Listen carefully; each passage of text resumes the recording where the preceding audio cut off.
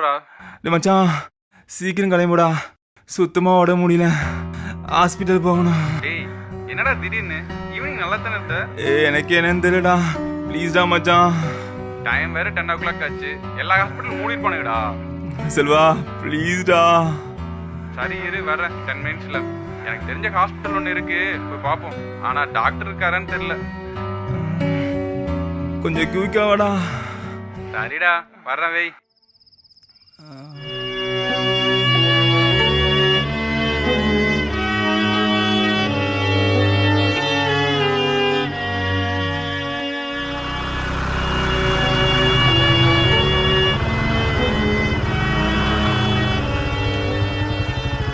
டேய் கீழே வந்துட்டியா? ஏண்டா நல்லா தானே இருக்க, பார்த்தா ஃபீவர் மாதிரி தெரியலையே. நான் ஃபீவர்னு சொன்னாடா.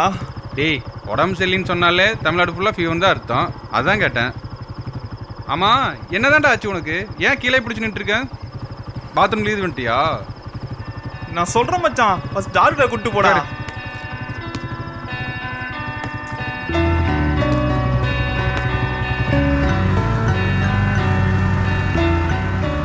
டேய் சீக்கிரம் போடா. டேய் நெக்ஸ்ட் வீக் தான்டா, புர்ரா போயிடலாம்டா.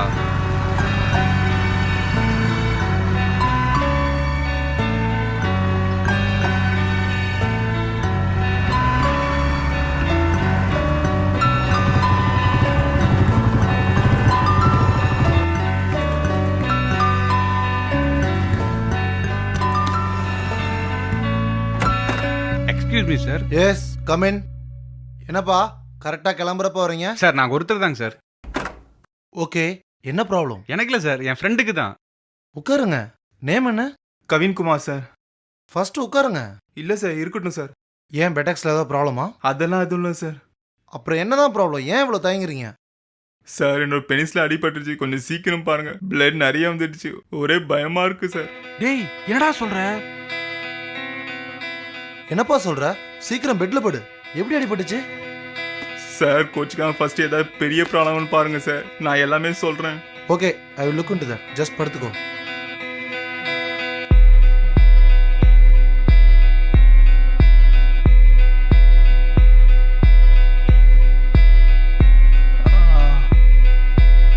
கொஞ்சம் ஷார்ட்ஸ் ரிமூவ் பண்ணுங்க.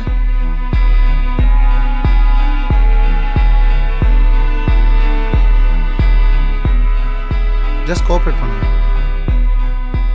கொஞ்சம் பெயினா இருக்கு டாக்டர். கொஞ்சம் கண்ட்ரோல் பண்ணிக்கங்க. ஸ்கின்னா லைட்டாக டேமேஜ் ஆயிருக்கு, ஃபுல்லாக க்ளீன் பண்ணி ஆயின்மெண்ட் போடுறேன்.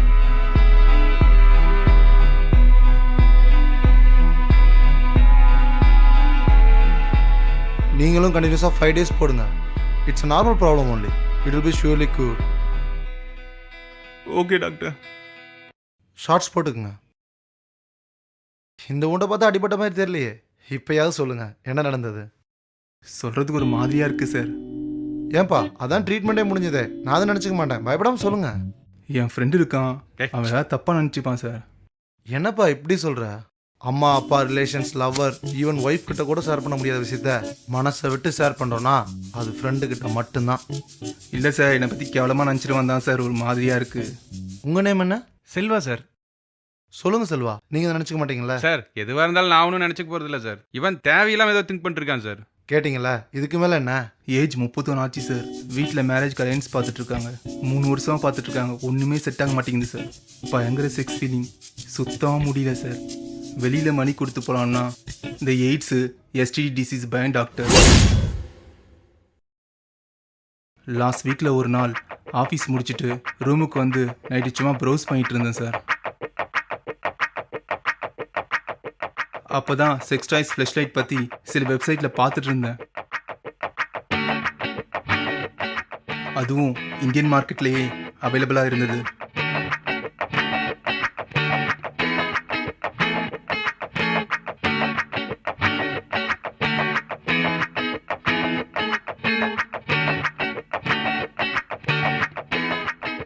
₹7,000 சார்.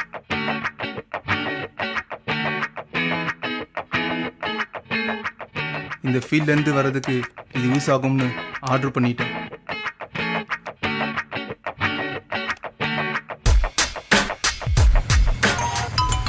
த்ரீ டேஸ் கழிச்சு தான் வந்தது சார்.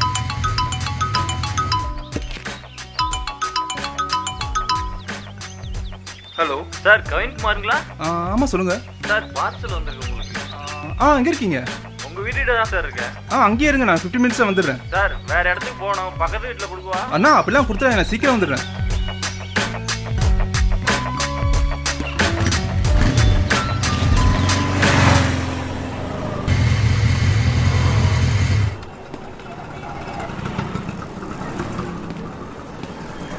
Sir, parcel.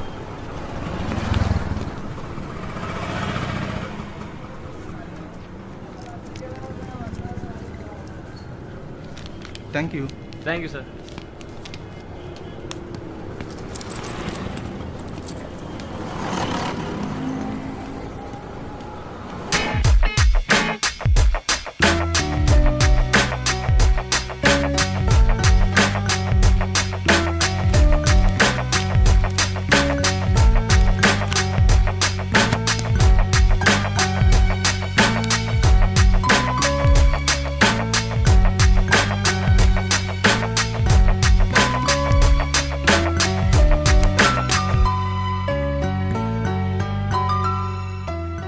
ப்ராடக்ட் பார்த்த உடனே பயங்கர மூடில் வேகமாக பண்ணிட்டேன் சார்.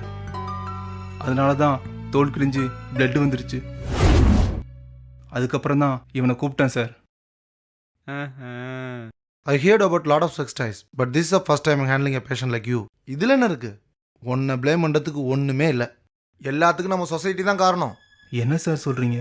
ஆமாம், ஒரு விஷயம் சொல்கிறேன் கேட்டுக்கோங்க. இந்த பிரச்சனை உங்களுக்கு மட்டும் இல்லை, நம்ம நாடு ஃபுல்லாகவே நிறைய பேர் செக்ஸுங்கிற ஒரு காமன் விஷயம் கிடைக்காம அவங்க படுற பாடு இருக்கு. தமிழ்நாடு ஃபுல்லாக 25-35 வயசுக்குள்ள இருக்க 74% ஆண்களுக்கு இன்னும் மேரேஜ் ஆகலை. அவங்க லைஃப்பை சர்வை பண்ணுறதுக்கும் அவங்க ஃபேமிலிக்கு ஏர்ன் பண்ணி கொடுக்கறதுலேயே அவங்க பாதி லைஃப் போயிட்டு இருக்கு.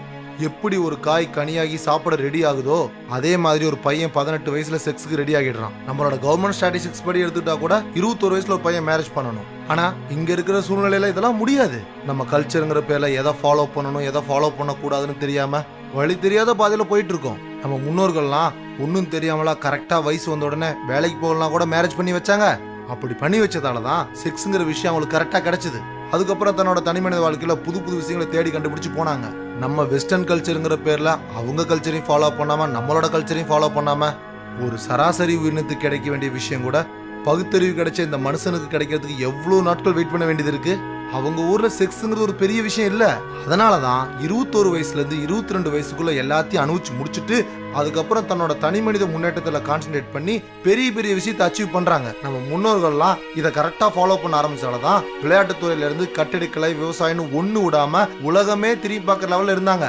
ஆனா நம்ம ஃபாரின் கல்ச்சர்ங்கிற பேர்ல எது தேவையோ அதெல்லாம் விட்டுட்டு மணின்னு கான்சென்ட்ரேட் பண்ணி இப்படி நமக்கு அன்றாடம் கிடைக்கக்கூடிய உயிரினத்துக்கு தேவையான செக்ஸுங்கிற ஒரு விஷயம் கூட கிடைக்காம நம்ம டைம் எல்லாத்தையும் வேஸ்ட் பண்ணி இப்படி எல்லாத்தையும் வேஸ்ட் பண்ணிட்டு இருக்கோம். மனுஷனோட சராசரி செக்ஸ் டைமிங்கே 5 to 6 minutes தான். அதுக்காக நம்ம என்னென்னலாம் பண்றோம். ஆனா இந்த ப்ராப்ளத்தை வெஸ்டர்ன் கண்ட்ரிஸ் கரெக்டா ஃபேஸ் பண்ணனால தான் அவங்க எல்லாத்துலயும் முன்னோடியா இருக்காங்க. உடனே சைனா மாதிரி நாடுகள்லாம் எப்படின்னு கேட்காதீங்க. அங்கேயும் 1921 மேரேஜ் பண்ணிடுறாங்க. அது மட்டும் இல்லாம அங்க கண்டிப்பா மேரேஜ் பண்ணணும். ஆனா இங்க படிச்ச நம்ம எல்லாரும் ஒண்ணு சேர்ந்தா எதை பத்தி பேசுறோம்? டேய் அந்த பிட்டு பாத்தியா, அந்த பொண்ணை பாத்தியா, என்ன ஸ்ட்ரக்சரு. இப்படி கிடைக்காத ஒரு விஷயத்துக்கு அதை பத்தி பேசி பேசி நம்ம டைமையும் வேஸ்ட் பண்ணி செக்ஸ் டாய்ஸ்லாம் வாங்கி நம்ம மணியும் வேஸ்ட் பண்ணி கடைசியில நம்ம ஹெல்த்தையும் வேஸ்ட் பண்ணிட்டு இருக்கோம். இதுல பாவம் பொண்ணுங்க தான். ஒரு பொண்ணு 15 இயர்ஸ்ல ஏஜ் அட்டன் பண்ணா அதுக்கப்புறம் செக்ஸுங்கிறது அவங்க லைஃப்ல நெக்ஸ்ட் 30 இயர்ஸ் தான். அதெல்லாம் தெரிஞ்சு நாம சும்மா இருக்காம நெக்ஸ்ட் 30 to 35 இயர்ஸ் வரைக்கும் வேலைக்கு போக வச்சு அதுக்கப்புறம் மேரேஜ் பண்ணி வைக்கிறோம். அப்புறமா குழந்தை அது இதுன்னு 5 இயர்ஸ் ஆயிடும். அதுக்கு பிறகு ரிமைனிங் 5 இயர்ஸ் தான் செக்ஸுங்கிறது கிடைக்குது. இது எவ்வளவு பெரிய பாவம் நினைச்சு பாருங்க. உலகத்திலே மிகப்பெரிய பாவம் எது தெரியுமா? ஒரு தனி மனிதனோட உணர்ச்சிகளை விளையாடுறது. வேலைக்கு போக வேண்டாம்னு சொல்லல, பண்ண வேண்டிய வயசுல எல்லாத்தையும் பண்ணிட்டு அதுக்கப்புறம் வேலைக்கு அனுப்பலாமே பேரண்ட்ஸ்லாம். செக்ஸுங்கிறது அவங்க ரியல் லைஃப்ல யூஸ் பண்ணி போர் அடிச்சு போய் புதுசா கண்டுபிடிச்சு என்ஜாய் பண்ணுங்கிற பேர்ல இந்த டாய்ஸ்லாம் கண்டுபிடிச்சு என்ஜாய் பண்ணிட்டு இருக்காங்க. ஆனா நம்ம என்ன பண்றோம்? அப்படியே தலைகீழா மாத்தி யூஸ் பண்றோம். இந்த விஷயம்லாம் நமக்கு தெரிஞ்சாலும் இட்ஸ் நாட் குட் ஃபார் ஹெல்த்துக்குன்னு புரிஞ்சாலும் என்ன பண்றோம்? அந்த கட்டுப்படுத்த முடியாத உணர்ச்சிகள் வந்த உடனே என்ன பண்றதுனே தெரியாம இது மாதிரி பண்ணிடுறோம். செக்ஸுங்கிறது அதிகமா போகும்போது தான் பிரச்சனை. ஆனா அது கிடைக்காமையே போறப்ப மிகப்பெரிய ஒரு பிரச்சனையா மாறிடும் அப்படிங்கறத எல்லாம் புரிஞ்சுக்கணும். இருந்தாலும் I always suggest only one thing, please never go against nature. Sir கடைசியா சொன்னது புரியல. என்ன வேணா பண்ணுங்க, ஆனா இயற்கைக்கு எதிராக மட்டும் எதுவும் பண்ணாதீங்க. It's not good for human being